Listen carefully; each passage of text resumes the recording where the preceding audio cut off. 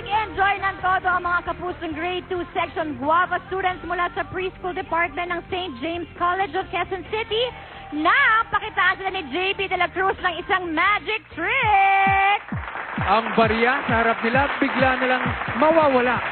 Sa maniwala't kayo hindi, yan ang bubulaga sa mga batang ito. Dito yan sa Tricky Tricky with JB! Ito na naman ang inyong Kuya JB de la Cruz at nandito tayo sa eskwelahan na ito upang magpakita ng ating magic trick of the day. Ang piso, mawala sa loob ng baso. Yan ang abangan nyo. Yes, mga bata. Ready na ba kayo sa aking magic? Eto, bibigay ko yung coin kay... kay Jay. Sa kanya. Okay? Sulatan mo ng pangalan mo, yung letter ng name mo, sulat mo dyan. O, ikaw naman. Sulat mo yung name mo. Okay, sulat mo dyan. Okay, very good. Okay, ito yung ating magic for today. Ito yung vanishing coin. Okay, etong coin na to, binigay ko sa inyo kanina. Pinasulat ko sa ito. Sinulat mo yung pangalan mo, letter J. Ikaw naman ay letter R. Lagay ko yung piso dyan. Okay? Ito yung paborito kong card. Ito yung 7 of Hearts. Okay? Kapuso, 7 of Hearts. Ngayon, tatakpan natin yung coin ng baso. Hipan ko lang.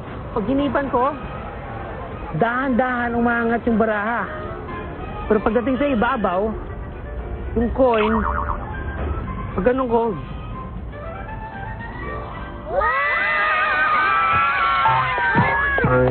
saan napunta? Ito siya sa ibabaw, naging invisible. Okay? Kaya isa tapon natin siya dahan-dahan. Gusto nyo mabilis o mabagal? Ito ha? Bagal. Okay, dahan-dahan. Slow mo. Boom!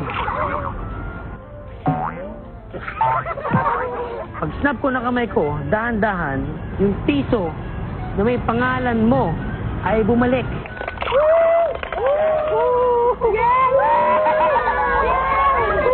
Dito sa nag-iisang TV Magic School sa Pilipinas, dito lang sa Love Music! Love Music!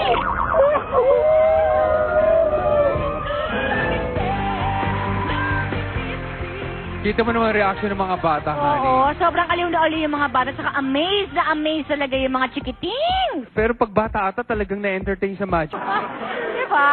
But anyway, Sarah, thank you so much.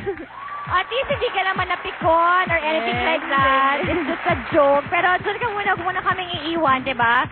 Dahil tatay, oras na para i-reveal na sa atin ni JB ang secret na sa kanyang magic trick na ginawa sa Preschool Department ng St. James College of Quezon City. At kasama na natin ngayon siya with Renz and Elijah para turuan sila ng magic ni JB. Let's Come go, on, tatay. JB. Good morning. Good morning, JB. Hi, Zoren. Hi, kids. Hello, Hi, Elijah. Hi, Renz. Okay, ngayon, tuturuan tayo ni Kuya JB Eto ng na kanyang yun. magic. Meron akong barya o piso. Okay? Siyempre, meron akong favorite card. Ang 7. Of course, 7 of Hearts, kapuso. Ngayon, tatakpan natin yung piso at ilalagay ko sa loob yung piso. Ang magic word natin ay Carmina love Zoren, Zoren love Carmina. Bzzz. Ay, no. Nawala yung coin, di ba? Saan na napunta? Nawala yung coin. Okay, naging invisible. Oo. Nandito ngayon yung coin. Ayan, no? Kasi- Pwede mong pahawakan. Ngayon, ang gagawin natin, tataktak lang natin yan, tapos biglang, boom!